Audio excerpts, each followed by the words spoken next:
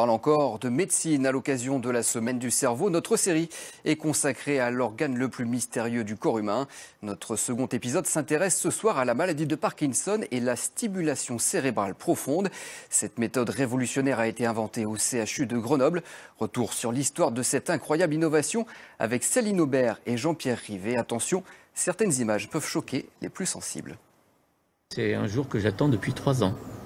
Donc j'ai la maladie de Parkinson depuis 8 ans maintenant et cette opération va se passer en 3 étapes et c'est la première étape aujourd'hui, donc pour moi la plus significative. C'est la première fois que je suis hospitalisé. J'ai jamais eu d'intervention chirurgicale de ma vie. Et alors vous êtes comment? Impressionné. Hervé gardera ce beau sourire jusqu'à l'entrée au bloc. Une fois parti pour un long sommeil, le neurochirurgien va lui percer le crâne à plusieurs endroits pour y placer des vis. C'est la position dans laquelle il va rester pendant plusieurs heures, réveillé à la deuxième étape, avec la tête bloquée dans cette position-là. Donc il faut faire attention que la tête soit pas trop fléchie ou pas trop étendue, sinon ils vont avoir mal au cou. Ces vis vont permettre de tracer le chemin pour les électrodes qui seront implantées dans le cerveau. C'est le principe de la neurostimulation profonde, une technique révolutionnaire découverte au CHU de Grenoble. Tout débute en 1993.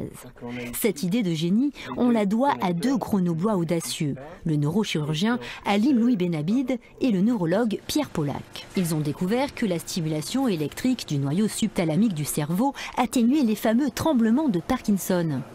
Finalement, il y avait très peu de gens qui y croyaient. Finalement, c'était tellement gros comme découverte, comme effet thérapeutique qu'il y avait Pierre Polack, il y avait M. Benabid bien évidemment qui l'avait créé, mais il y avait très peu de neurologues qui étaient au courant, sauf ceux qui étaient au courant de la maladie de Parkinson, qui savaient quelles difficultés ils avaient à la traiter.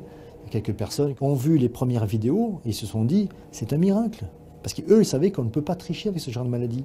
L'histoire de la médecine n'a plus jamais connu une telle avancée. Pour la première fois, les symptômes d'une maladie dégénérative étaient définitivement gommés. En 20 ans, près de 200 000 personnes ont été opérées. Pour ces malades, c'est à chaque fois la promesse tenue d'une seconde vie. Le fait de ne plus avoir ces symptômes-là va me permettre de reprendre une vie plus normale parce que j'ai aujourd'hui une vie qui est fluctuante par rapport à l'évolution des symptômes. Il y a des moments où je vais très très bien. Je me crois non malade et il y a des moments la maladie reprend le dessus et là j'ai des coups de barre, j'ai des coups de blues, j'ai des coups de fatigue et ça devrait se stabiliser, être beaucoup plus régulier. Des électrodes dans le crâne, c'est désormais une opération courante, mais les neurochirurgiens ne comptent pas en rester là. Jusqu'à présent, les patients devaient être opérés tous les 4 ans, mais une pile nouvelle génération vient d'arriver à Grenoble. Sa durée de vie est de 25 ans. La neurostimulation cérébrale profonde n'a pas livré tous ses secrets. Elle permet aujourd'hui de soigner d'autres maladies. Elle s'est avérée efficace pour soigner les TOC. Elle est testée aussi pour des dépressions sévères. Et pour la première fois au monde, une personne souffrant d'obésité morbide a été implantée par les neurochirurgiens de Grenoble. C'était il y a quelques mois.